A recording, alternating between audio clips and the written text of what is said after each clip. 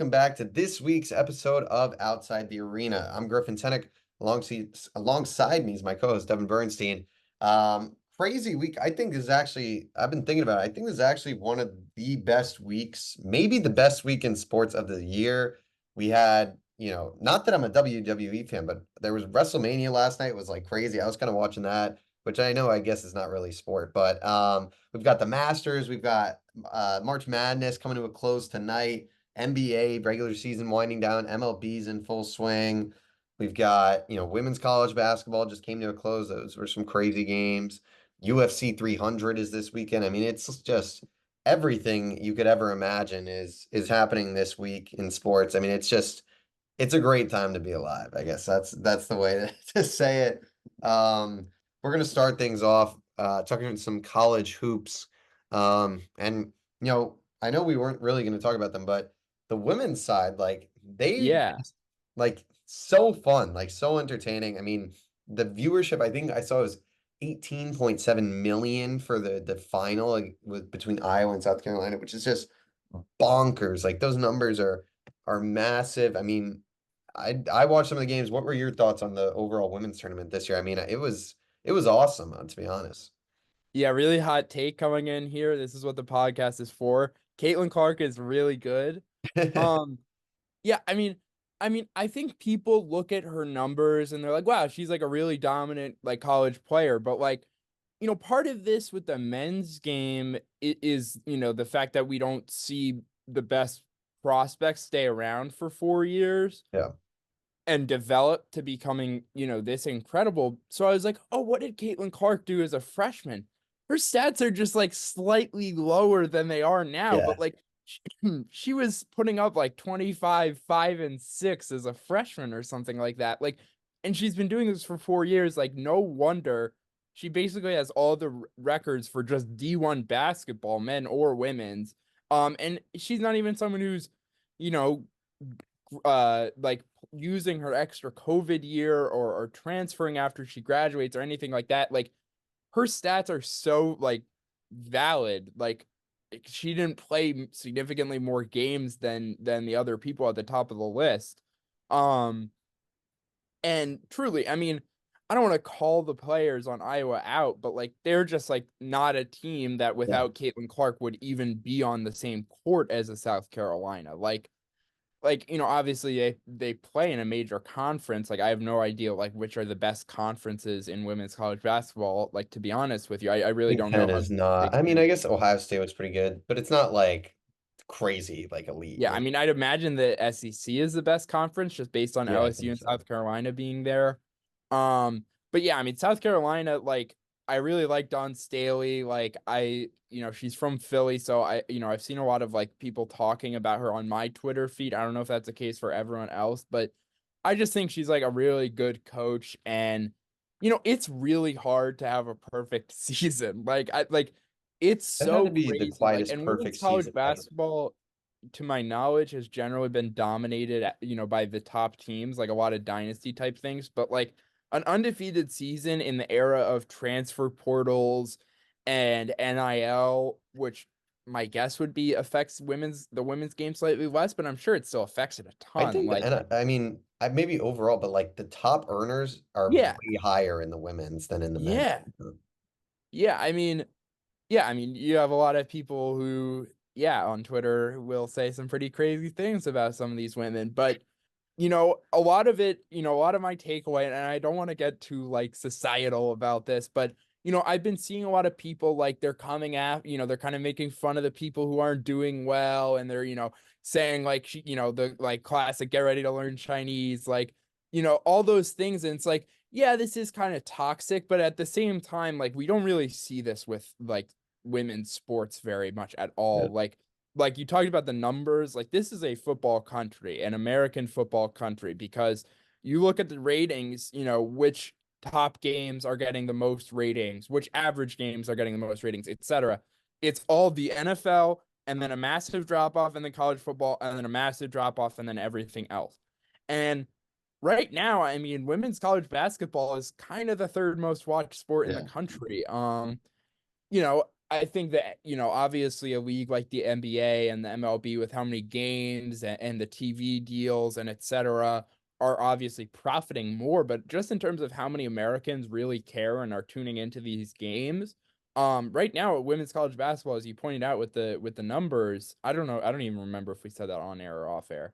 I think that Um, was on the on air, yeah. 18.7 million Yeah, for exactly. I mean, that's a ridiculous number. Like, I don't think the NBA ever sees that. I think that it's like typical numbers for the NFL for a big regular season game, which again, like, you that's know, nuts. that's massive. I mean, Yeah. yeah, that's basically my biggest takeaway. Um, I honestly haven't watched a ton of women's basketball in my life, but this is probably the first time I've really locked in on teams and players for, a while. And they're really good. I mean, like Caitlin Clark, like I don't know because I'm obviously not an NBA/WNBA W talent evaluator. Jesus Christ, that really twisted me up. Um, but I watch her and I'm like, there's no way she's worse than Tobias Harris. Like, like but Pound for forget about pound, that. yeah. Like, talk about the 12th guy, and like, there's a classic argument where, like, like when Melo wasn't in the league for a few years at the end of his career, it was like, there's no way he's worse than this 21-year-old second round pick. It's like, yeah, but that guy like could actually be something for you. As like, what's 38-year-old Melo gonna do for the Hornets? Like, whatever. But with Caitlin Clark, like, I don't know. Like, is that ridiculous? Like, should she consider going to the NBA if she could? That's I haven't even thought about that. I don't That's a even crazy know way how to that start off the would work. podcast, but like, I just don't think I think I'll jump in. I think I've thought about this myself, and I just think it's like pound for pound, she's up there with yeah, the best of them. It's just that the size is an issue. Like she is only 6 foot, which in the NBA would be like Isaiah Thomas size, and like just the weight, like it wouldn't. I don't think it would work in the NBA just because. But like that doesn't mean to diminish how yeah, no, he this is. is You a know. completely stupid No, that was question, by the like way. that was a fun. I like that though. I hadn't even thought about that. She probably, if a minimum deal in the NBA is going to be more than she makes in her entire WNBA career. That was my thinking, like genuinely, like, but like forget the fact that she would obviously become even more famous for, being the first woman to play in the NBA. Like, obviously, like, yeah, the money is there, the fame is there. Like, I'm sure she's gonna be very wealthy because she's, Oh yeah, a huge part of a very booming industry right now and sport and league as well. Um I'm interested. I've seen some of the like WNBA players kind of shit talking her. I'm yeah, gonna say this. They kind of did it in the NBA with Wemby. They definitely did it with LeBron. It doesn't go so well. yeah. So I'd be careful and I would let that girl carry me to a few championships, is what I would say. I watch her and I'm like, wow, she's kind of like some weird, obviously, the competition in the women's game is very different from like the highest level of the NBA, but I watch her and I'm like, she reminds me a lot of the best traits of Steph and Luca. And like, Yeah. that's ridiculous to say, but with like the court vision and the, ability to set up teammates and the trustingness in the right play, really does remind me of Luca. And, she's a very big guard in the college game. I think even the WNBA, she'll be a very big guard, at 6 feet tall. Like, um, it's just, it's impressive. She's very quick. She can shoot from anywhere, any, situation. Like, obviously, like the skill in the women's game is very impressive.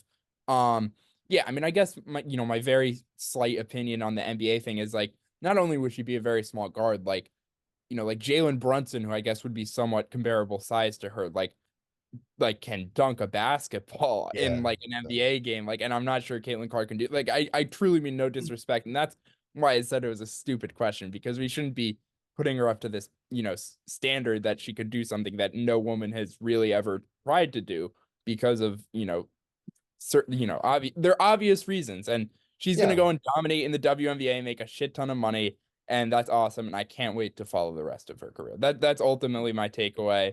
Yeah, I mean, South Carolina is incredible, and so is LSU. I mean, the fact that she was able to beat LSU, I don't want to say single-handedly, but it was Pretty much. somewhat near that. Yeah. No, the women's game has been on fire. I mean, you've got, even next year, I think Paige Beckers is going to really shoot up because, you've got players like Caitlin Clark and Angel Reese leaving that, they were probably the big stars. So I think Paige could be that next, big ticket. I don't know if she'll reach Caitlin levels. I think that's like it's like a reached a LeBron level for the women's side. But, you know, I think, you know, it's going to be fascinating to see how she transcends the WNBA, I think. Because, and I didn't even realize the draft is like this weekend for the It's WNBA. so crazy. And then they start playing in a month. I'm like, Yeah. actually, like, that's nuts because it's like she's actually going to that's just like you're playing like straight games for like a whole year. Like, that's Yeah. crazy. And like, when was the last time she sat like a meaningful minute in an Iowa Yeah, game? never.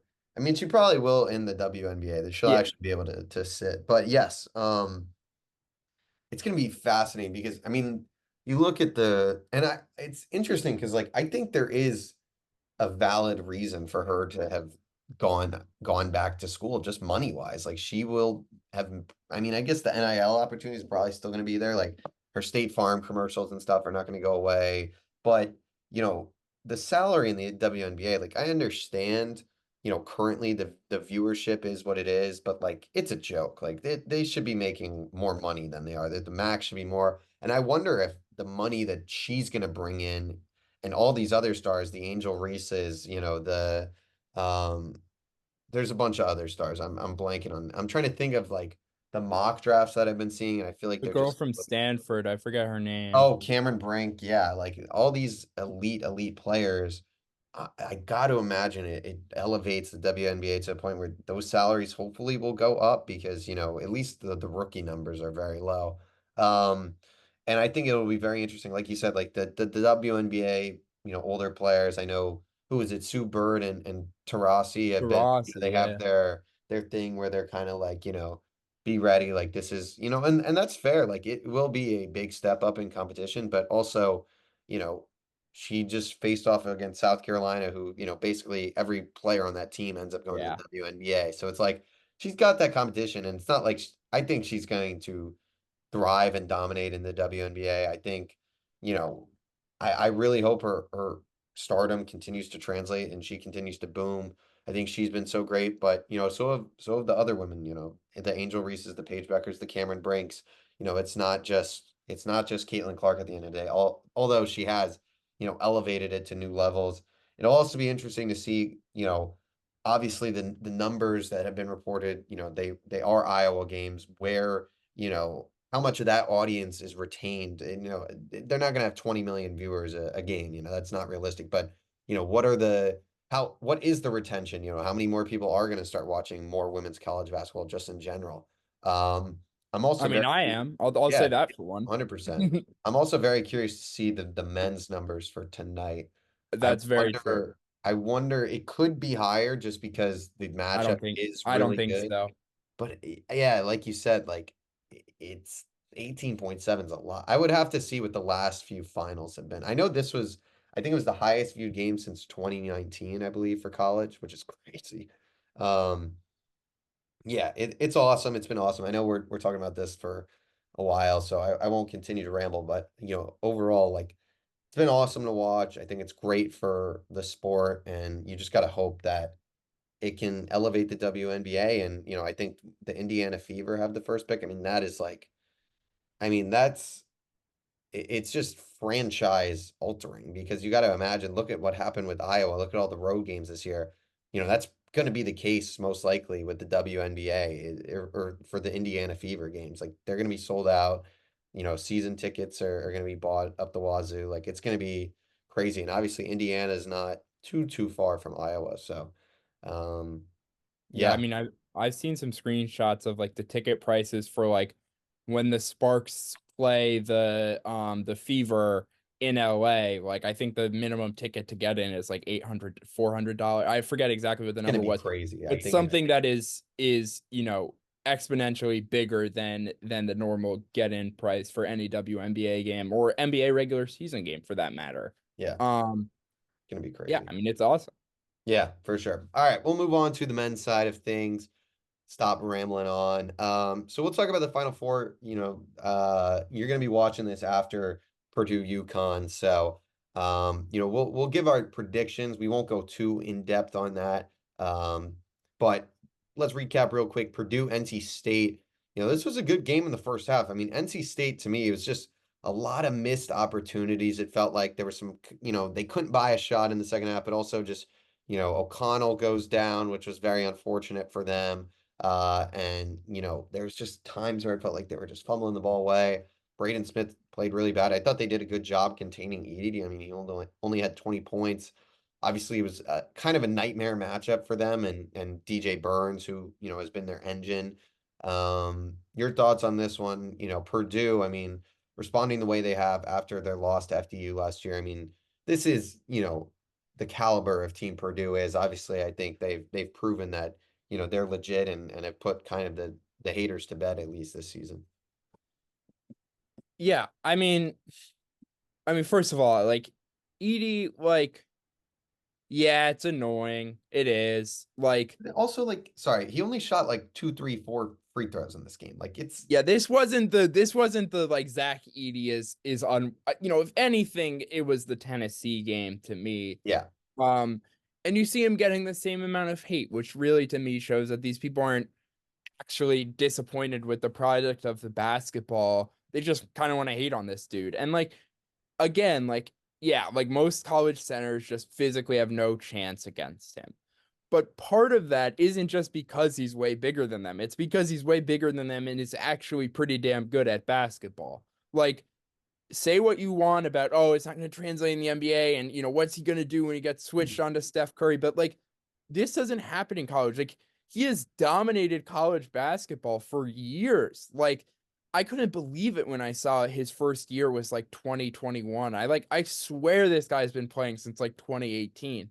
Like, yeah, I mean, it is crazy to see that. I also, this is so unrelated, but he can't make NIL money because he's on a visa. I mean, that's so stupid. yeah. That I didn't. So he's making no NIL money. I mean, that's just Yeah, I mean, like, crazy. yeah, I mean, hope, like, you obviously, you never want to say, someone will be fine because they haven't really gotten a dollar from their fame yet. But, um, a minimum, or not even a minimum, a rookie contract for a first round pick in the NBA, like that should be at least like 8 million or so. So like I hope he has a really long and productive career, but just with where he's projected to go, even if it's a late lottery pick, which is, on the high end of what people are saying, like that's not a guaranteed $60 million career. So, obviously he would have been one of the top NIL earners in all of college sports. Like it just really sucks to see that he can't make money um off of that. And but with this game, like, I was a little worried at first that, NC State was going to come out and be like, well, our center is DJ Burns, so let's put DJ Burns on Zach Edey. And they kind of did that at first. And then I think they kind of realized, like, yeah, we really can't get away with that. So we're going to play Middlebrooks with Burns sometimes without Burns. But we're basically going to play Ben Middlebrooks as much as he can off the bench and put him on Edey. And, obviously Edey still had a pretty good game, but he didn't quite have the level of dominance that you would expect from Edey.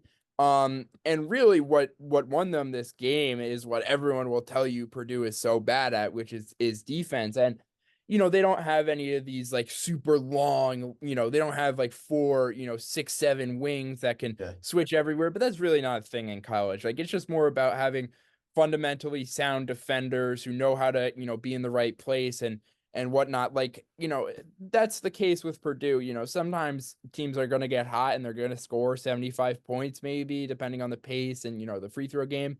But sometimes Purdue is really going to be able to limit you. You're not hitting these tough outside shots, and you're not an NBA team, so you're not going to be able to just get these tough buckets at will. And that's what Purdue is going to make you do. They're going to make you hit tough shots. And ultimately, I'm not going to go too much into the final preview, which we've already said we're not going to go too deep into that. But that's my thinking here is Edey's gonna have to really dominate this game. I just didn't see enough production from the other guys. maybe they get really hot from three, but I just don't think UConn is a team that gives up a ton of good looks from three. Like, you know, I don't see, Lawyer and Braden Smith being able to take these, make like 7 threes combined off the dribble with how they've played recently. Like they're good players, but I don't think they're going to be quite up to the task to creating all these tough buckets against UConn. And that's ultimately where I worry with them. And I think that kind of did show up in this game, why NC State was able to keep it close. They kind of did everything they can, they just couldn't, like you said, like quite capitalize as much as they needed to. Like they just needed to hit a couple threes when they were on, a 4-0 run that really, obviously no one says it's a 4-0 run because it's two straight baskets. But you hit a three there and you're, that's a huge difference in the game, obviously. Like, especially a college lower scoring game, like you can get on one of the, one or two, 7, 5, 6 point swings and you play even the rest of the half. It's a completely different game at the end there. Like, um, obviously, what am I supposed to say? NC State went on an incredible run. I'm not trying to, harp on them. They're an 11 seed. They never would have made the tournament if not for, an incredible shot and just an incredible, turnaround considering how badly they finished the season. But this is obviously a team that was able to play on neutral courts. I mean, they didn't mind, I guess being on the road, traveling, and they didn't need to have their home fans to win games when it really mattered. And that's obviously a huge thing if you're going to make a further run than you're expected to. So obviously props to them. I'm excited to hear what DJ Burns is up to in like 3 or 4 years when someone makes a TikTok about him. Um, I hate to say it. I don't think any of these NC State guys are going to make the pros. They have some really good college players. I could see DJ Horn, Yeah, maybe, but six it's two. just, yeah, I mean, yeah, you're 6'1". right. It just feels like one of these teams that ultimately kind of falls out of our memories, and I hate to feel that way because, this was just such a fun run. Yeah, no, it was a great run. I mean, when you think about a team winning 9 elimination games in a row to get to the Final Four, I mean, that is just pure insanity. I mean, the whole run was nuts. And like you said, like this team just found their identity. They kept going. I mean, DJ Burns was obviously the guy who got the most attention, but players like DJ Horn, Diarra had a great, few series. O'Connell was huge for them. Ben Middlebrooks, I mean, he had his moments. Like you said, like he was really good on Edie. I mean, he had a great game. Um, it was just it was a bad matchup for them at the end of the day. Edie is just too big for that team. They just really have no size at all to contest. They can, when they're playing someone like Filipkowski, who's, what, 7 foot 7'1", you can survive, with that height. 7'4" for that team is just it's too tall and too much to handle. And credit to Purdue, they shot 10, 40% from three. I actually didn't think Purdue played that well. I thought, they had a ton of sloppy turnovers in this game. And NC State, you can look at and say, they were really good defensively, but, I didn't think Purdue played their best basketball. So for them to win, obviously the score kind of got run up a little bit at the end, but, for them to win this game, I think that's big for them. Obviously, like you said, UConn is going to be an incredible challenge. And the one thing I will say, Zach Edey, like you said, people love to hate him.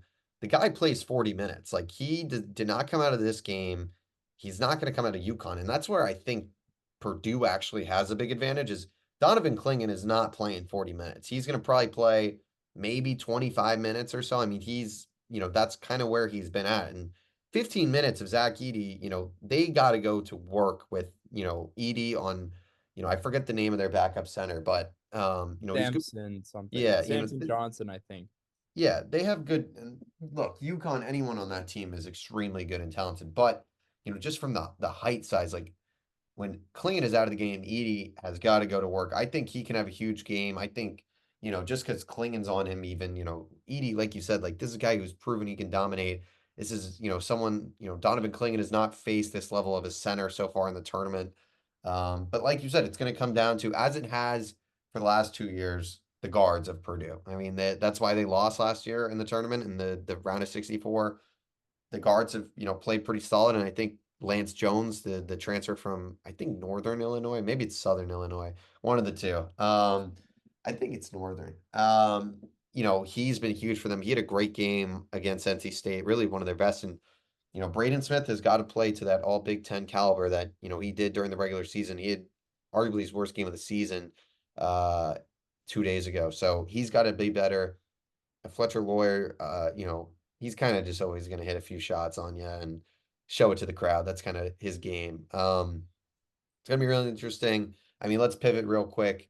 Alabama, UConn, UConn's toughest test of the tournament. They still win by 14. This Bama team, I mean, they obviously now potentially could be losing their coach to Kentucky, which is another crazy Oh, story. is that? Oh, yeah. What the hell, man? Arkansas? Crazy. Crazy stuff. I mean, I get it somewhat. I think, it reached a point where the fans were really on his Coach Cal's ass. It seemed like it was just uncomfortable. And I think this is maybe the best way for both sides to just move on. Obviously, for Arkansas, it sounds like they're going to invest, have the donors invest a ton in NIL. So they're going to be a good team. Kentucky, it'll be very interesting to see if they bring in Nate Oates or who they bring in or what kind of offer they make. I mean, it could have the Nick Saban effect where it completely shifts the landscape of college, head coaching. I mean, we saw that with DeBoer going to Bama and then the Arizona guy going to Washington. I mean, it one little move like that, and I mean, it's crazy. But this game, not UConn's best. It seemed like, and I watched something today that it seemed like Alabama tried to, basically their game plan was to let Stefon Castle beat them, which didn't work out well. He had 21 points, but I think it was, I know all five starters scored 12 or more points, but I think you kind of got to do that. It'll be interesting to see what Purdue does today, but because I think, due to having 80, they're going to not have to rely so much on doubling Klingon or worrying so much about Klingon. But, I think, we've seen it. You can't let Klingon kind of beat you. What were your thoughts on this game? Obviously, Bama, for so long played really well. Mark Sears, Grant Nelson had great games. Your thoughts on this one and obviously just UConn in general. Um, and Mark Sears is gonna make a name for himself. I think. I have a feeling he's gonna be drafted in the later territory, but I just think that guy is way too skilled to not find his way onto an NBA playing court. NBA playing time. What am I talking about? Um, yeah, I mean, he's really good. Yeah, I mean, ultimately, my read on this game is like, yeah, Alabama played pretty well and UConn didn't, and that's scary, man. I mean, like Alabama definitely had some deficiencies. Certainly doesn't have a player quite as good as Edie, but I mean, Alabama was one of the few teams I thought had at least the theoretical firepower to keep up with UConn, and they kind of gave it everything they got. The scores kind of inflated at the end there a little bit. Um, yeah, and then yeah, the Castle thing I think it is my big thing. And I kind of forgot to bring this up when talking about Edie, but I'm not exactly sure if it was just a great matchup for him because of the height difference or whatever. But he really did defend Burns well, and a lot of his criticism has been on the defensive end, with the lack of like effort, I guess. Um, but I mean, he was certainly locked in, and again, he's playing all 40 minutes here as a huge dude. I mean, it's taken Embiid like 8 years to not have to take, the first month of the season basically just to play himself into shape. Um, it's really hard for guys that big to stay in shape. I mean, that was the case with Shaq. It was the case with Jokic for years. Luka, it was kind of his first year coming into the league, coming into the year in shape, because he had played in the summer, like, with the national team. And it's that might be more of like a working out thing, but with the bigger guys, like it's really hard to play a ton of minutes, and it's just like it's crazy because with Klingon, it's like, yeah, it's kind of part of it is like UConn doesn't need him that much. Like, how many did he play against Alabama? Do you know? He played 29, which is pretty high for him. Yeah, so I mean, it was kind of their first close game in the tournament. I guess like the Northwestern game weirdly Yeah, kind that of was got their a second little one. He played freaky at 27 the end minutes there. against Northwestern. Um, yeah. But yeah, I mean, ultimately that one ended with, I think, a bigger margin of victory for UConn, and it was a bigger deficit at times as well. And like, I just don't know,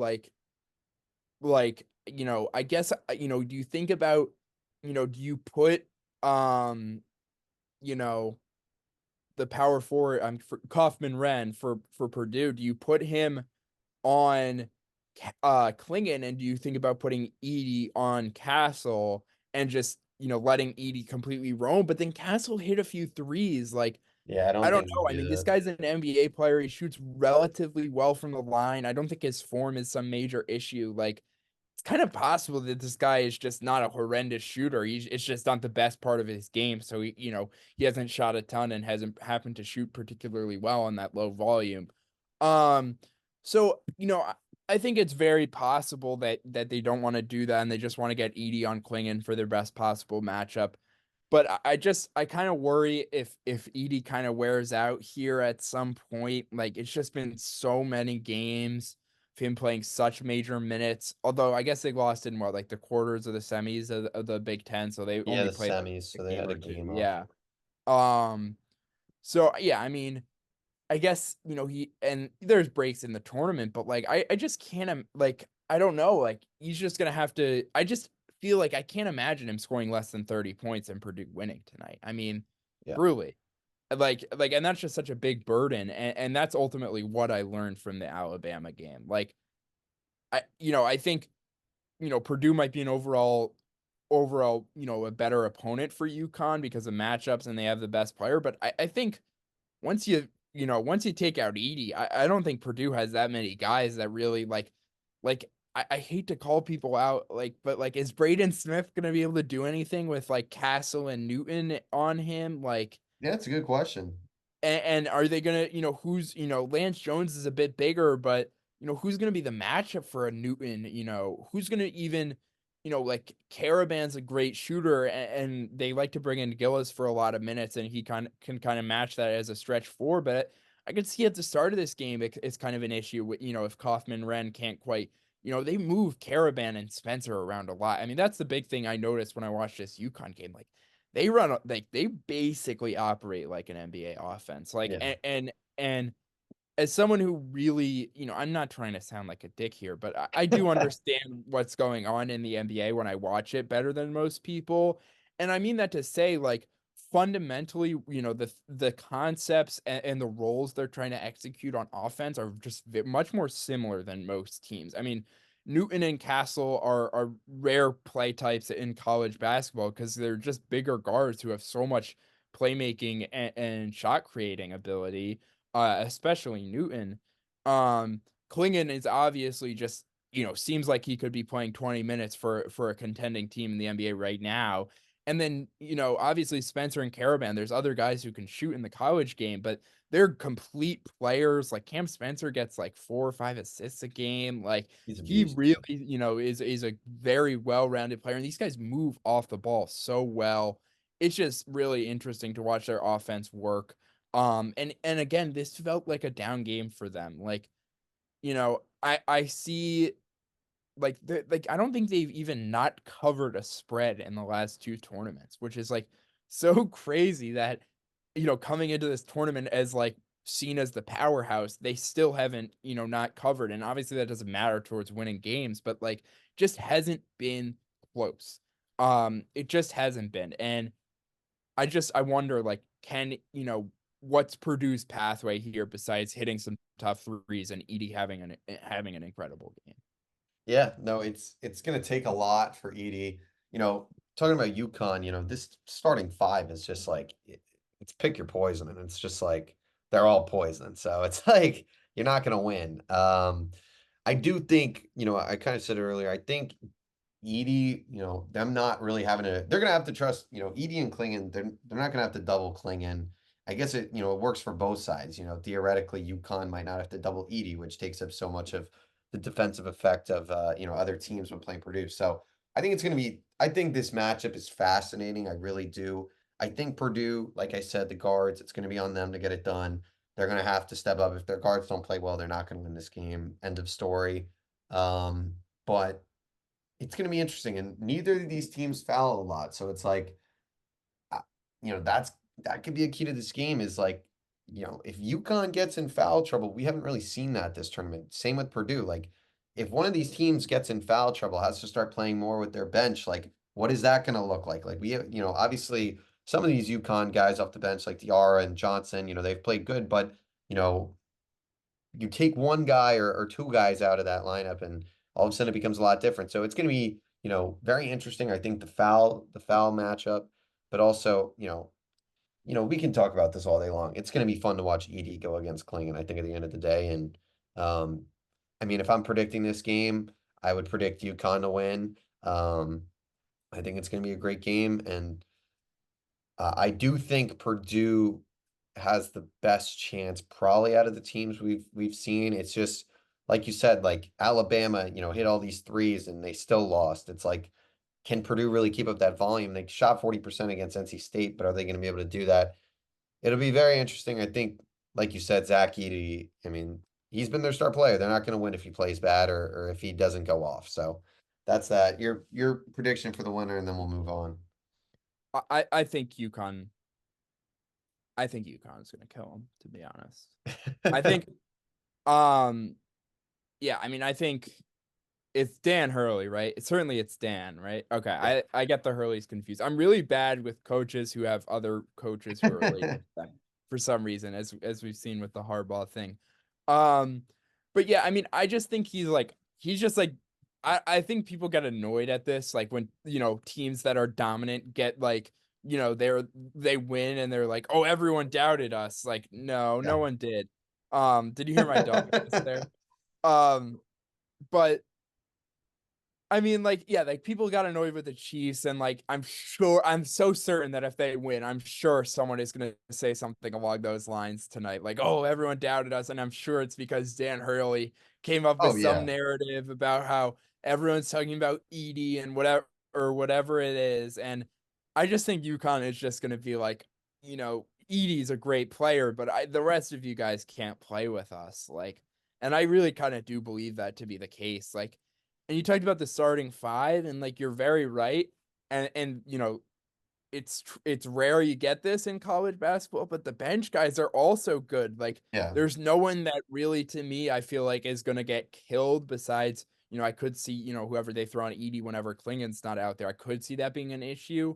But I don't think anyone out there is like, has some incomplete game or some weakness that Purdue is going to be able to exploit, and certainly not to the same level you see it with some of these Purdue guys. Like some of them, the guards are pretty small. Like Lance Jones will take some bad shots. Trey Kaufman-Renn isn't some great shooter. Like it's just the case. It's just the case. Purdue's not a perfect team. They have a great player and some, good supporting players, but UConn has five very good to great players and four other guys who aren't gonna kill you.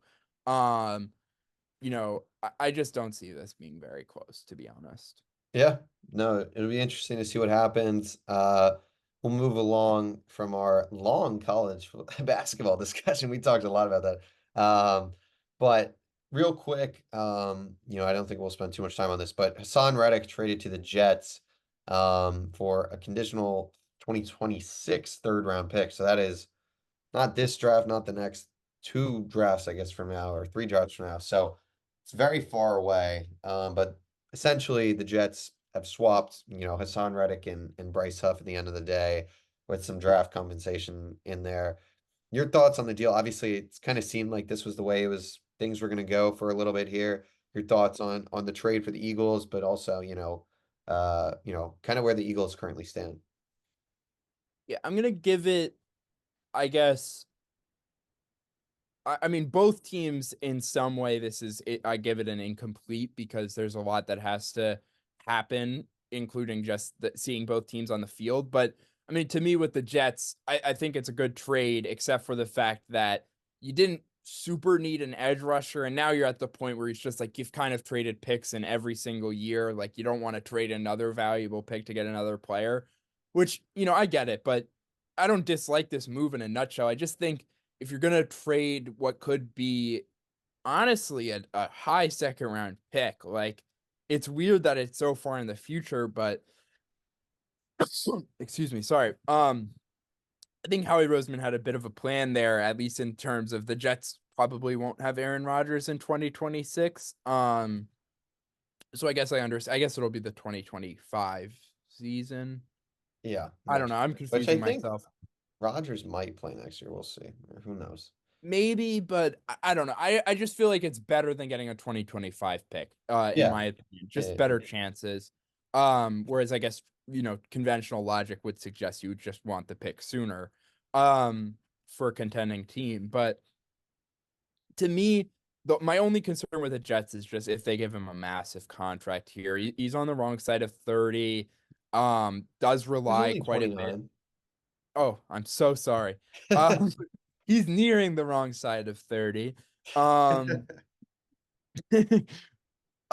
yeah, but no, I mean, I guess I really do like Reddick. I really wanted him to, find a way to stay with the Eagles, but I just think he wanted a really big contract that the Eagles really can't afford. And ultimately, he's getting older, and maybe for the first 2 years, it's you're like, okay, we only overpaid him by $2 or $3 million. Then the last 2 years where you're like, oh, we either got to cut him and take a huge cap penalty, or he's got to, whatever, or he's got to turn it around because he's 32 and has 2 sacks through 10 weeks. Like that is possible when you look at an older edge rusher, who does rely on his athleticism quite a bit. That being said, yeah, I mean, this Jets defense is so good. I mean, this Jets roster is so talented. He, I hate to jinx him, but I don't think he's missed like any time with injuries on the Eagles, which is certainly something that will matter for the Jets. Um, so that's why I really like this move. And you're not even giving up a pick in this draft, which could help you improve your roster. I'm starting to like this idea of the Jets trading back quite a bit more now. Yeah. Um, for the Eagles, a bit less thoughts. I mean, it just the room was a bit too deep once you signed Bryce Huff. Sorry. Um, and yeah, I mean, you drafted Nolan Smith in the first round. Brandon Graham, you need to have some snaps for him. And then obviously Josh Sweat, you just found a way to keep him around. So it's like, at what point can you play Reddick 80% of your snaps without sacrificing someone else's role? Um, and, Bryce Huff is younger, had a more productive year last year on a per snap basis. I would be shocked if this contract for the next 3 years pays him less than Reddick's does, uh, you know, once he signs some type of extension, or maybe it's some type of rental year and he gets traded or cut or whatever. I don't know exactly what the situation is, but whenever Reddick signs his next contract, I'm guessing it'll be bigger than Huff's. And you know, I like it in that sense. I like it in the sense that it gives Nolan Smith a clear opportunity to get real playing time, and he was kind of drafted to be a Reddick replacement. But then at the same time, it's just like it's hard to give up who was clearly your best edge rusher, for a pick that's not gonna convey for 2 years. Um, and it's not a first round pick, so it's not like some super high value pick. Um, and but I see some guys in this draft class that I think maybe the scouting department has told Howie, like, we think if we really get our, develop this guy the right way, he could kind of play some of whatever role what Reddick does. And there's a few, converted linebackers who either played in college or high school or whatever, and now they're really athletic edge rushers. That's ultimately what Reddick has become, and his biggest ability. At first, his first breakout year, it was like, oh, he's just got, a lot of sacks and not a lot of pressures. But then he kept doing it, kept getting a lot of sacks and just a good amount of pressures. And what I noticed in his 2 years on the Eagles is just that he's incredible at bringing down the quarterback because he's basically a linebacker out there. Um, so that's an ability he's going to have. He's going to be great at finishing plays for the Jets. They have a ton of other guys who can get pressure. I think I could see him having a 15 sack season, to be honest. So I'm really torn about this for the Eagles. He's a Philly guy, so it hurts, but I do think this was kind of the right move for both sides ultimately. Um, yeah, I mean the Jets are, Joe Douglas. It's like it's so weird because I'm either like you're the stupidest guy I've ever seen, or I'm like, oh, you really know what you're doing. Like this, you're kind of, a bit like, what Howie Roseman was doing. Like it's kind of weird. He either seems to Yeah. be completely off the walls or be making like completely sound moves. I'm curious what you think about that. Yeah, I mean I think it's a great trade. I think, with Joe Douglas, like the guy is just like he knows it his job's on the line at the end of the day. And same with Salah. So it's like they don't really care, I don't think, about these future assets that they're trading away. Like, and rightfully so. Like you've got Aaron Rodgers now. Obviously he's coming off the Achilles, but like you don't, after this year, he's not under contract, I believe. So it's like you gotta go win now. Like you gotta put it all in. I like what they've done. I mean, obviously with they didn't have too much cap space coming into the year, but you go out, you bring in a Tyron Smith, the Mike Williams, and now Haason Reddick. I think, obviously I think they mismanaged the whole Bryce Huff thing, but at the end of the day, you've got Haason Reddick now. He's a guy who probably plays more snaps than Huff, can play on the, rundowns or whatever. You know, sack, a guy who gets a lot of sacks, and I think that's not a bad thing. You look at this Jets D line; they're stacked with Quinn Williams on there. You've got Jermaine Johnson, who's a Pro Bowler. Will McDonald was a first round pick not too long ago. John Franklin Myers as well as a great player. So, and that's on top of the rest of the great defense. So Jets, I think they've got once again an incredible defense. I think they needed an edge rusher. It seemed like they were in on Clowney, that didn't work out. In on Shaq Barrett, that didn't work out, and I think they got a better player. Obviously had to give a pick for it, but you know, worst case, Reddick walks at the end of the year, and you get a comp pick, so it evens out in the end. So I think it's a good trade for the Jets. I really like what they've done this offseason. I mean, and I you never want to judge a team on paper, but on paper, this Jets team should be really good. And I also realized that we forgot to at least think that we're going to talk about. And I'll pivot here. Stefon Diggs traded to the Oh yeah. Texans. Totally forgot. I knew there was something when we were talking beforehand. I was like, there's been something big. Traded to the Texans for a 2025 second round pick. Texans also got a sixth this year, I guess, and a fifth next year. All kind of started off. I think a great move from Houston. I think this is a team that's ready to win now. And also, it's now only 1 year of Diggs, which, obviously you can look at it and say, well, you're giving up a second round pick. You might want him for more than 1 year, but it's also like then they're not tied to that financial commitment anymore. So, if Diggs doesn't have a great year this year, they can just move on and cut bait, which I think is fine with them. But this offense for Houston, I mean, Stroud, you bring in Joe Mixon, you've got now there's probably the best wide receiver room in the NFL with Diggs, Collins, and Tank Dell. You've got Dalton Schultz there. I mean, this offense, I think CJ Stroud might mess around and win the damn MVP. I think he's got to be up there. Houston's gonna be great. I think they will potentially run away with this division. Although it is a lot better than it was. I know the Titans have been making some great moves. Jags will be competitive, although, I mean, I think they had a bad offseason. And Indianapolis should be competitive.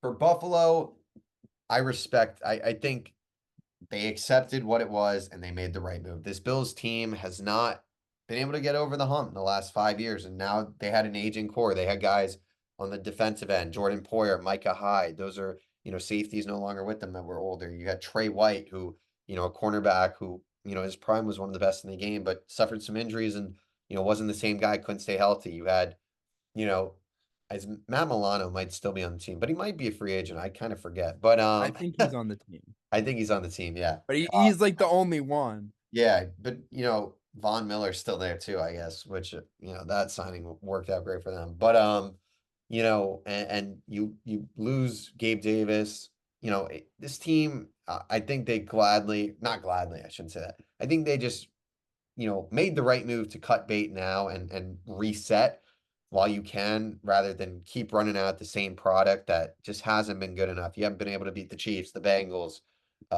even the Ravens. I think if they played, probably they would have lost too. So you've got such a great quarterback in Josh Allen. Now it's on them to, you know, find a new core to go along with him. And obviously, it's got to be frustrating for Bills fans. I mean, you've had such a great team for so many years, and they were just never able to get over the hump. And look, that's what happens with when you got someone like Patrick Mahomes and and someone like Joe Burrow in the AFC. It's tough sledding, and ultimately, they just couldn't get it done. So I don't know if you have any thoughts on that real quick, but crazy trade.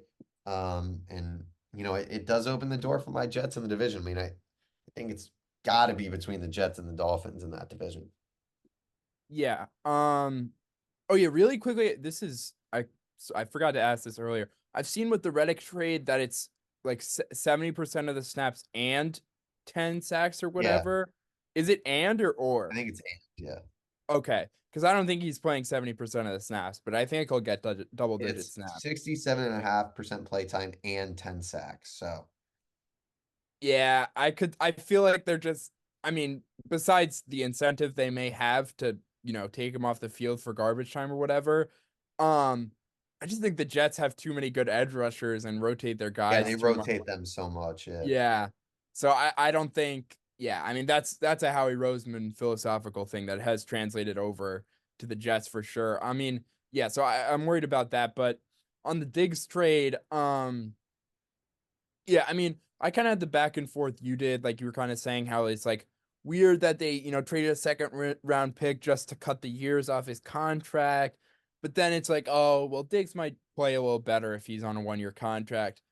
But then you're like, I don't know. It's like, it's weird. But then ultimately, like the thing I ended up coming back to was it's like, you're just making such a good team this year and you're taking yourself out of it, biting you in the ass for his contract killing you when you want to pay other younger, better guys. Um, you know, it's just like you're taking away the risk and you're keeping all the upside. Like you're a team like it's crazy to say that a guy who just finished his rookie year is now like this is the window, but that's honestly the case in the NFL. Like you want to build the best team you possibly can. Um, Especially when in, your in the quarterback's in on the a rookie rookie contract. contract, that's the best time. Yeah, 100%. Yeah, I mean, Look at the Bengals, on Burrow's contract. and Now look at they're the Bills kind of too. yeah, I mean, yeah, I mean the only team that's basically won without a quarterback on a rookie contract is Stafford with the Rams, and they weren't paying him much that year, and Mahomes, in recent memory. So yeah, I mean, it's really tough to do it regardless, but especially when you're paying a guy like 25% of your salary cap. Um, so obviously I just like it. I mean, I think Diggs, the back half of last year was anywhere from like 80 to 90% of his prime. But if that's where he is next year, like I'm not worried at all. Like he's gonna have a much less, essential role to the offense. Not to say his production will take a huge drop. I just think it's not going to be a big deal if Diggs has 3 catches for 30 yards because he has the Pat Surtain matchup or whatever, whatever it happens to be that causes him to have an off day, isn't going to matter because quite as much because they have yeah. Tank Dell, who is an absolute stud as a rookie, and Nico Collins. Like, honestly, Nico I think Collins is like Nico a Collins two, might, crazy, yeah, and then Tank Dell's a three, and then you've got Dalton. Like that. The more I think about it, I'm like, this offense is going to be unstoppable. yeah, and yeah, another off season for D'Amico to like develop and bring in his guys on the defense. Yeah, I mean, I would early. I think we kind of had some off air. I think it might have just been like texting each other, talking about like the AFC. Like I really think the Bills have kind of fallen off. I really think right now there's only 3 teams to me that seem like I could see them really being the Chiefs. And I think it's kind of the Jets, the Texans, and the Bengals. Not I even just Baltimore. I just think their defense got so much worse. Yeah, it's Like, I mean, like lose their whole Packers. thing was that they're a really good offense and defense, and it's just like I don't know, like in 2022 when their defense wasn't nearly as good, like and Lamar was healthy, they just weren't as good of a team because they were giving up 30 points every week. Like they gave up that huge comeback to the Dolphins, if you remember, because their defense was getting torched. And if that's happening this year, not that it's going to turn from really good to awful, but it could, become the 8th best defense, and that's a big hit for them. Yeah. Um, but yeah, not to go, we're not talking a ton about the NFL here, or we didn't plan to at least. But yeah, I like this trade for the Texans, although it's kind of unconventional wisdom and Diggs might be a diva, or there's some people who would say he's washed, but he's still going to be really good. Like I honestly think like Nico Collins might outproduce him next year, and that's not because Diggs is washed and not good. I just think Nico Collins might just be like That with Stroud, a good. perennial 1,200-yard receiver type. Yeah, 100%. I mean, the Texans are going to be so fun to watch. The NFL, obviously, we got the draft coming up. We're going to do a mock draft next week, so stay tuned for that. It's always fun to watch. I was thinking about it too. Like the one thing I think that's going to be really interesting next year is fantasy football. Like I feel like there's been every transaction is just like the running back situation is really weird for like most teams, and like now Diggs, who was like, a clear cut, I guess he had a kind of down year, but like that Texans wide receiver core is like gonna be more of a mess, it's interesting. But that's a very long ways away, so we don't have to spend time talking about fantasy football. We can pivot to the NBA. It's the last thing we're gonna talk about today. Regular season come to a close, Dev, this is your bread and butter, so I'm gonna kind of let you take the lead and, kind of break through or break down everything, all the scenarios. But, a lot of teams playing for position this late in the season. I mean, you've got the one seed in the West, you've got three teams within a game. The play-in type situation in the West is a total mess in terms of, you know, where the seeding's gonna be, because obviously you want to, have that chance to play two games and not the one game. Your thoughts on where things lie in the NBA currently, what you've liked. I mean, I'm just looking at this. I didn't realize the Orlando Magic are a damn three seed. That's crazy. Your overall thoughts on everything right now. Yeah, I mean, I was saying this before we started on the show. Like, I don't remember, like, in the East, the Celtics have nothing to play for, but then basically everyone else has to try, at least two of the next 3 or 4 games, if not three or all four, depending on how many left they have. But, they're going to be trying, they're going to be like having something to play for. Everyone in the East, even 9 and 10, are fighting for home court in a game to go get crushed by whoever loses the 7-8 game. Um, but I mean, yeah, I mean, it's crazy. I'll get into some of the more interesting things in a second, but the same thing basically goes in the West. I mean, the Clippers are kind of protected. They're 3 games out of the 3 seed and 2 games ahead of the 5 seed, but they're probably gonna have to win another game or two. The Warriors are kind of stuck in the 10 seed, but again, basically everyone has stuff to be playing for at this time. Like you said, this is the first thing I really want to talk about is like 2 through 5 right now is separated through a game and a half. The Cavs have been the 2 seed, I think, like within the last week or so, and now they're the 5 seed. Um, and the Bucks are currently only a game ahead of the Magic. And they play Boston, who has already clinched their seeding, but has kind of been playing their guys, but kind of stopped playing their guys. So I don't know how much they'll be trying. But then the next 3 games are two of them are against Orlando, which is complete chaos, given how close they are. And then they play at OKC, who, assuming they're back healthy at that point, will probably have something to play for and will be obviously the OKC team that is very good. And then Orlando, again, they play Milwaukee twice, they play Philly twice, who kind of has something to play for, and they play the Rockets, who don't have anything to play for, but also have no reason to stop trying. So I don't think they're just gonna, lay down and let the Magic crush them. And the Knicks are right in play there. The Cavs have kind of been sliding as of recently. They have some issues, but they're both in play to get the 2 seed and could fall to the 6 seed now that I look at it. The Pacers, I guess, don't have a ton to play for because they would need to lose twice out of their last 3 games, and the Sixers would have to win out to get past. But the Sixers and the Heat will be fighting for home in the 7-8 game, which holds a decent amount of importance to, in avoiding the Celtics in the first round, and that side of the bracket as a whole. And then in the West, it's like 1 through 3 is yet to be determined.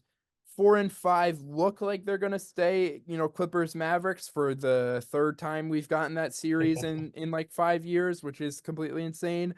Um, but then, the Suns and the Pelicans played last night. The Suns were ahead in the standings heading into it, and the Pelicans were like, "Wait, we don't want the play in. We don't want to, be one loss away to the Lakers from missing the playoffs. Like that sounds horrible. We don't want that.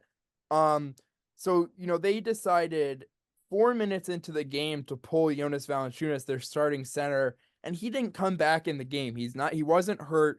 Just completely so rare for a regular season game because clearly they were treating this game like a playoff game. And Zion played 39 minutes. I mean, you never see Zion play close to Yeah. 40 minutes. So, I mean, this was a huge game. They ended up pulling it out. They passed the Suns, and now the Suns, who have 2 games against the Clippers and a game against the Kings and Timberwolves, 3 of which are on the road, and 2 of those games are on a back-to-back. So just a brutal schedule to end out here. They were looking like they were going to be the 5 seed at one point, and then, for at least a lot of this week looked safe in the 6 seed. And now both they're in contention to potentially fall to the 8 or even the 9 seed, where they're going to be playing 2 games just to make the playoffs. So, I mean, it is crazy how much could change here. The Lakers lost last night to the Timberwolves at home, which temporarily gives the Timberwolves the 1 seed. Again, that's basically changing every night. There are no games as of the day we're filming this, so this will be the case if you're listening on Tuesday. But basically everything could change here. Like I can't even think about matchups right now, to be quite honest with you. Because everything is up in the air for the most part. Just talking about some of the games yesterday, like I talked with this about Griffin off air. You know, the the Clippers were down 26 to the Cavs. They sort of got a run going with Paul George and the bench unit, and I hate to be saying this to a Cavs fan, um, but then It's all the right. I'm Clippers. not too invested in the team. Yeah, I guess. Yeah, I don't know. I wouldn't like this if this happened to the Sixers and then you were going in depth about it Yeah. for me. But I mean, yeah, they kind of blew this game that was really important, and Paul George had 23 in the fourth quarter. Um, had a game-winning shot and block, and they were playing him at center against Jared Allen, and he's not the strongest guy for he's a pretty lanky build. Like Kawhi is built really solidly. If you give him a center matchup, you'd think he'd have a better shot. But Kawhi is hurt right now. They didn't even put James Harden back in the game for the entire fourth quarter. It was Paul George and 4 bench guys until they put in Terrence Mann, who's kind of like the fifth starter for the last few minutes of this game. I mean, absolutely incredible for performance for the Clippers. Basically gives them some safety of where they are probably going to be playing the Mavs. That's going to be an awesome series. Um, Embiid in his return, he's played 3 games and then sat out last night on the second end of a back-to-back. Sixers have won all 4 since he's returned. They were really dead in the water without him. He obviously isn't 100% himself, but I think most of the things are more about rust and not being in game shape, more than him not being healthy. Um, I hate to be doing this to myself, but I'm really starting to believe that if the Sixers avoid the Celtics in the first round, I mean, their path could look something along the lines of like Bucks, Magic, Cavs, or maybe not Cavs, but Magic Bucks, Magic Pacers, Magic Cavs. There's a world You're where to drinking the me, Kool-Aid is what I'm hearing. yeah, I'm drinking the Kool-Aid. I mean, yeah. I like it just feels kind of fitting that the year Embiid, everyone kind of says like it's okay, like you're just not going to come back this season. It's just not realistic. This would not be the year Embiid finally has a great playoff run. Feels fitting that this would be the year. Maybe I've gone crazy. I will say this. I mean, no one's watching the Spurs really at this time of the year because their games are irrelevant unless they're playing, their favorite team or whatever the case may be. But, you know, Wembanyama, I mean, oh my God, he put up like I forget exactly what the stat line, but I know he had at least 30 points. I think he had 18 33, rebounds. 18, and 6. Yeah, and like 6 assists and 6 blocks. And like the court vision is just really standing out to me recently. Like Oh my at the God, beginning of the year, I he's was like, oh, averaging this guy, 3.6 blocks a game. yeah, That's crazy. in How less is than 30 Rudy minutes. Gobert such a high favorite for? Well, because their defense is just miles better. Okay, got it. But I mean, yeah, there is. I would say Wembanyama in a vacuum is a better defensive player right now as a 20-year-old rookie than Rudy Gobert, which is crazy to say. Um, but yeah, the passing, like at the beginning of the year, I was like, okay, the turnovers are going to be a problem for a year or two at least. And the turnovers always are going to be high. Just he's 7'4" and he's handling the ball a ton. But I think this is a guy who could average like 6, 7 assists a game at some point. And like I know everyone says this with Wemby, but it's just like now that we've almost seen a full season of him, just like what is this guy gonna do? Like, is it gonna be like 35, 15, and 8 while being the best defensive player in the world? Like what's the like I don't know. Like I'm just like I when I was watching us play him, last night, and obviously Embiid wasn't there, missing Lowry, whatever, missing Tobias Harris, which some people would argue isn't missing anything. But be it like I just was like, oh, I don't want to play this guy. Like, thank God he's in the West. Like, oh my God. Like he is just so scary. Like, no one wants to drive on this dude. Kelly Oubre is not afraid of anything. He loves the ability to try to go dunk on anyone he can. He was even not trying Wendy, and I was like, uh-oh, they're scared of him. Like, the Sixers were able to pull it out, 52 points from Maxey. That, you know, complete huge performance to keep this team alive from, looking like they're gonna fall in the 8th seed. Um, but I like how the Sixers have looked. I've gone on about this for a while. Like what like I just my last point I guess will be I think a lot of people didn't quite see what the play-in would do, but I think it's pretty obvious now that the play-in has at least helped a lot of the load management regular season doesn't matter issues because you know these games, to me, or the benefit of the early NBA season is basically everyone is playing their best guys, and the NBA is talented enough to where most teams aren't going to be horrible, even if they're the 22nd best team. But then at the end of the year, and especially in a year like this where the standings are so tight, it's just like you get a lot of these just like playoff games in the regular season, like I don't remember watching a regular season game as intense as that Suns Pelicans game last night. I'll be honest with you, like, and same goes with that Clippers Cavs game, and to an extent with the Knicks Bucks game as well last night. Like these teams were just playing with so much on the line, and that's the complaint people have with the regular season, and I get it. But it kind of does annoy me when no one, says, okay, well, there were like 5 games last night that felt like they, had playoff level stakes. And I think people kind of fail to recognize that sometimes. Yeah, I mean, like I said, you're the Mr. NBA here, so I'm not gonna claim to know more than you. But yeah, I think, it's good to see the NBA, regular season, at least the end, be super competitive and not just be these joke games where you've got these, G leaguers or bench players dropping 30 points and just goofing around out there. Um, I look ahead at the playoffs. You know, to me, I just like I'm looking at the East and I'm just like, I get what you're saying with the Sixers. Like I think Embiid, when healthy, playing, the proper amount of minutes is, you know, right. It's so tough I feel like right now in the NBA, it's just impossible to pick who's the best player. Like, I think it's him, Jokic, or him or Jokic probably when healthy. I mean, Giannis and Tatum and Doncic are maybe the rest of the top five. I don't really know. Um, I would say pretty confidently that Jokic is the best. okay. So yeah, I mean, it's interesting. I just think, But you're very right that it's like it's very negligible. yeah, yeah, Like yeah, yeah. when But you're looking at these players, like to just say concretely that Jokic is the best. Like right, you're very yeah, there's a lot of guys, and I think that's where the Sixers can be aided because obviously they've got that, top player like Embiid and Max. He's been a stud, like you said.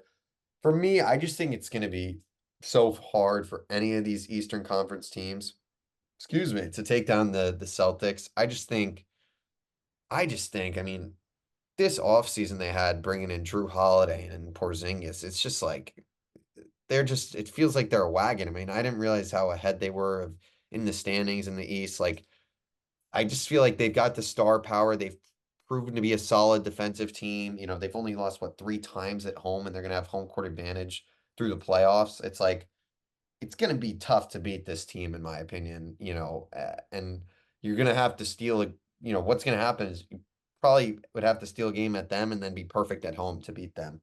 And I think that's just going to be so hard for, any of these Eastern Conference teams right now. The Bucks obviously are a shit show with Doc Rivers.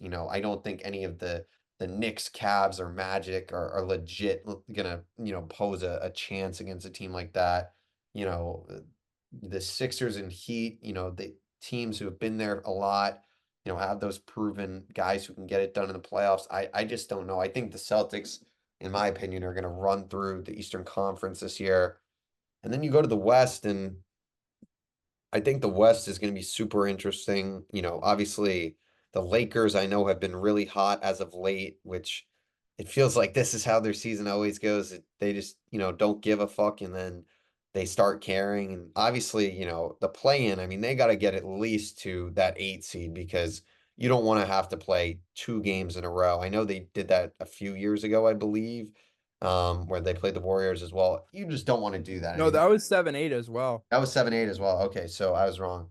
Yeah, the 9-10 situation is a nightmare, and then you're going to the play the 1 seed, which is potentially going to be the Nuggets. Although I guess if it's the Timberwolves, you'd probably rather that, but I don't really know. But if you're in the 7-8, at least you have the potential to say, okay, maybe we don't go as hard in the 7-8 game, and then Right, but then the you've got worst. another game. Yes, Right, exactly. So you 100% would rather, even if the Nuggets are the 3 seed, you'd rather be in the 7-8 playing game or 100%, whatever it is. Yeah. 100%.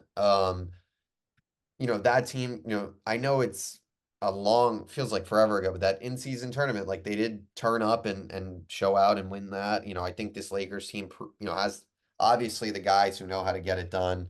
They're interesting. Obviously, I mean, what the hell is the Phoenix Suns at this point, man? Like this is like I just don't understand how they've gotten to the point where they are, where it's like, every year it's like, oh my God, they traded for Kevin Durant. They're the favorites. And then it's like, oh, Bradley Beal, like the best big three we've seen. And it's like, they're not bad, but it's just like, they're not like, are they going to be able to get it done in the playoffs? I don't know. I haven't watched enough of them. Just seems like from their regular season, like I don't really know what the hell is going on with them.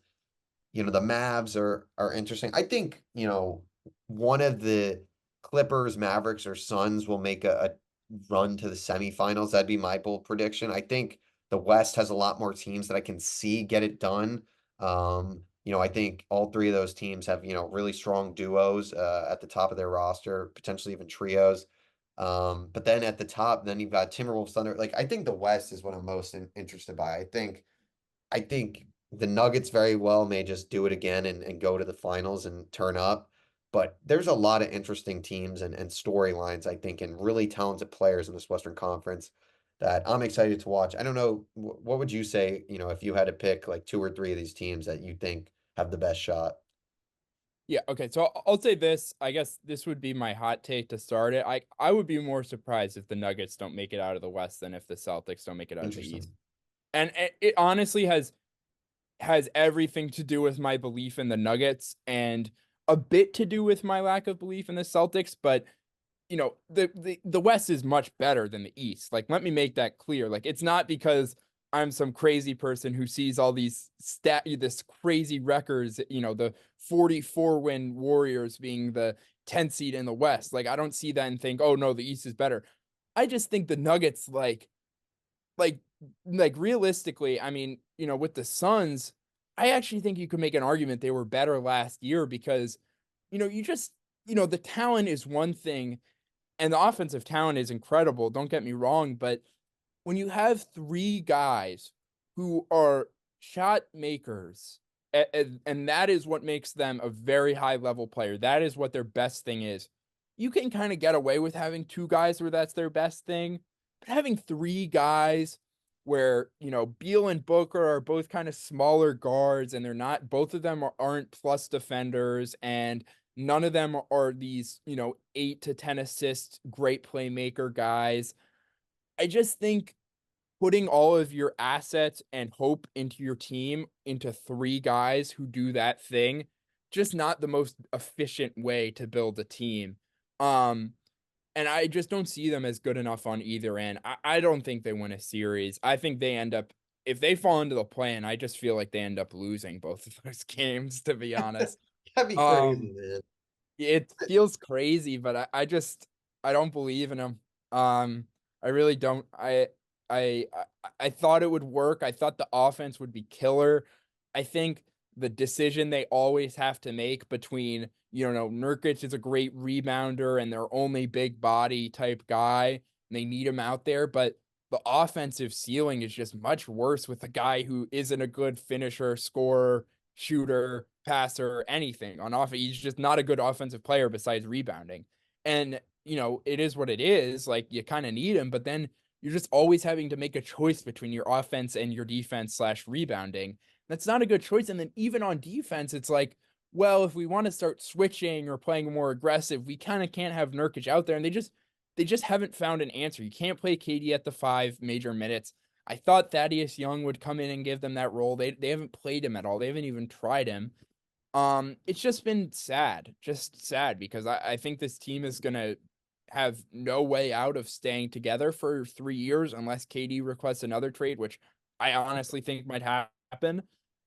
Which would break my brain, I think, which I probably said when he went to the Nets, but um, it's just insane because these are three guys. It's like you put these guys on any team in the 80s, like no one would have any idea how to stop them. But now in the NBA, it's like you don't complement each other's skill sets well enough. You can't even win a series. Like, it's crazy. But so I guess I didn't even answer your question. I'm such an asshole. I'm sorry.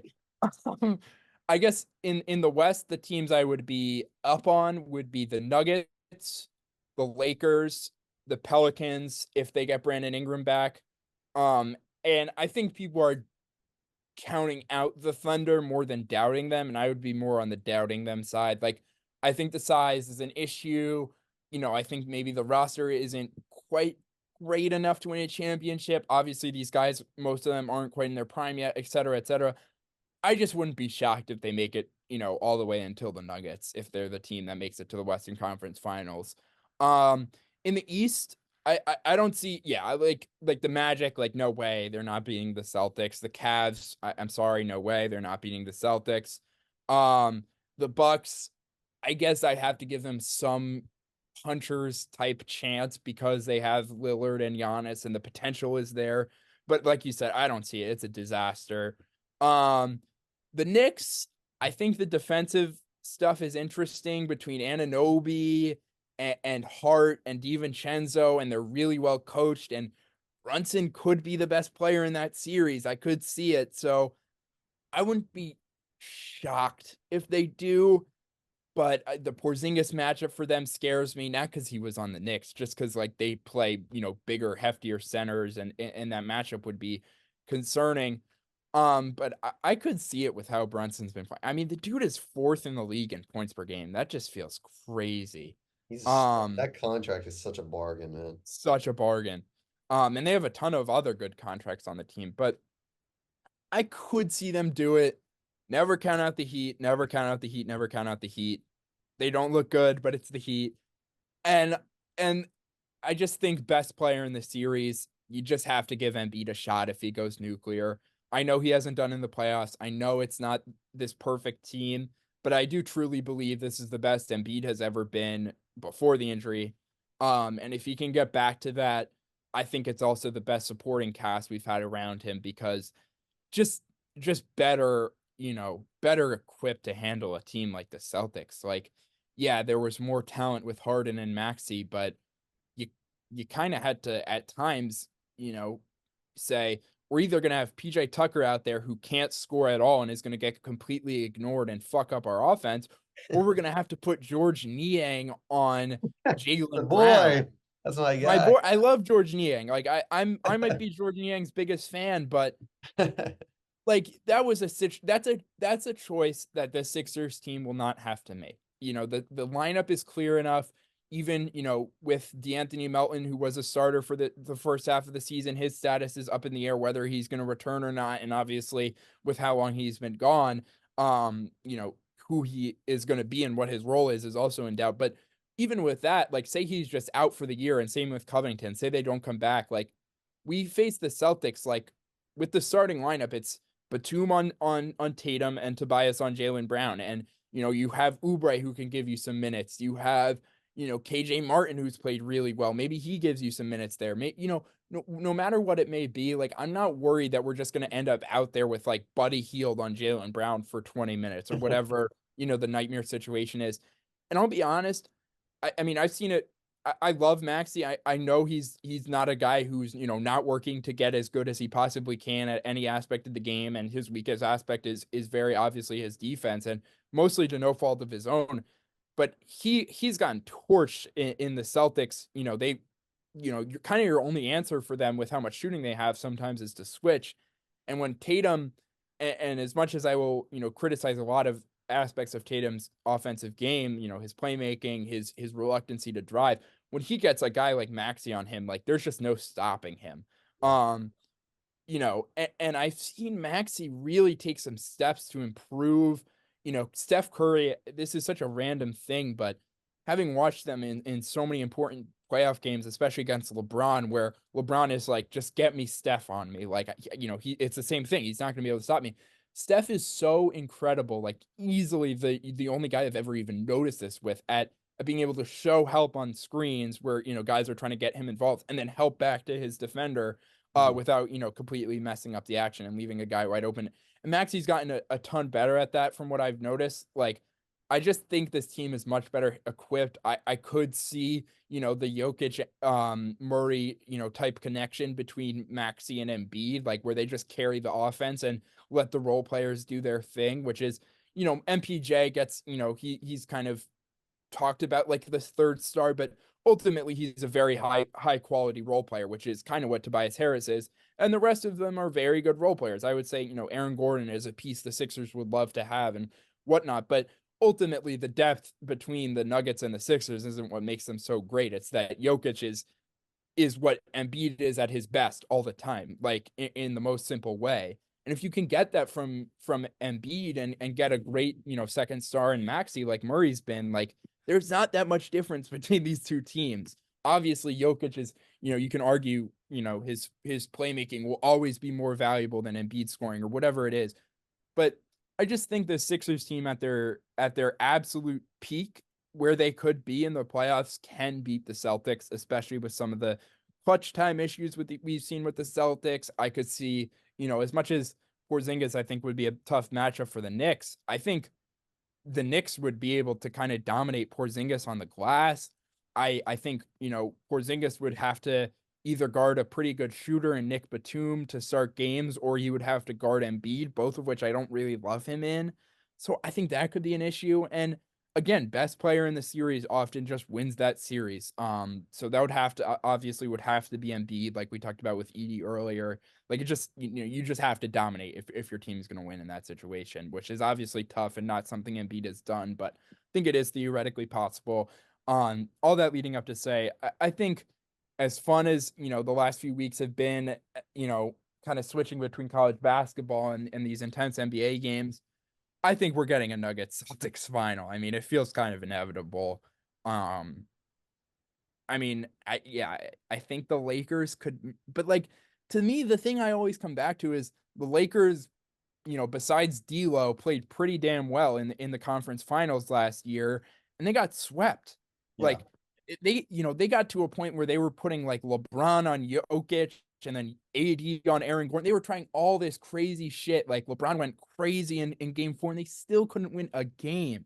Like, I don't know. Like, they figured some things out, and you kind of said, like, a lot of it is them not trying, and that's certainly an aspect, like 100%. But I would say the biggest thing that they've changed is just like not playing these guys who just can't shoot. Like, Jared Vanderbilt was getting a ton of minutes. Cam Reddish has played, however many minutes he's played about that many minutes more than he's deserved to. He's just not a good player. He cannot shoot at all. And they've gone to this starting lineup where they have five good offensive players. They have good shooting around LeBron. They say, hey, we have Anthony Davis. We're going to be fine on defense, especially come playoff time, once LeBron is more locked in and whatever. Like I just you can't convince me that this isn't going to be a solid playoff ready defense, and you have a starting lineup that's been killing it on offense. I just think they make their way out of the play-in, and as long as they avoid the Nuggets early, I think they win a round or two like they did last year. Um, I don't know. It just feels very obvious to me. Um, yeah, I think that's kind of it. I said the Pelicans. I just think Zion's been so freaking good Yeah. recently and like got so much shit for being fat and out of shape. And some of it deserves, some of it not. But he should get, more credit than he is for working his way into shape, taking that criticism the right way, and honestly playing the best and healthiest basketball he's ever played. I mean, he's locked in on defense. There's still some mistakes and whatever, but his defense has gone from one of the worst in the league to I would say overall maybe even a positive, which I was really worried about his defense going into the year. Um, yeah, they just have two really good role playing wings in Trey Murphy and Herbert Jones, and a lot of shot creation outside of that, and some other good role players. Um, I really like them. I think they're well coached. I think they could win a round or two as well. But again, like I said, I think Celtics Nuggets final. I would say at least if it's that or any other finals, I'm taking that. Yeah. Um, yeah. No, I agree. It's gonna be very interesting to see what happens down the stretch. We'll definitely have everything covered on here as the playoffs, I guess, set to start in about a week or so. Um, so yeah, it's gonna be fun to watch. Obviously, national championship tonight. We'll have the recap, I guess, of that, even though it'll be a while away next week. But yeah, I think that'll do it for this week's episode of Outside the Arena. Thanks so much for tuning in. Make sure to check us out on social media at Outside the Arena everywhere. Check us out on Spotify and Apple Podcasts as well. And yeah, we'll see you all next week on Outside the Arena.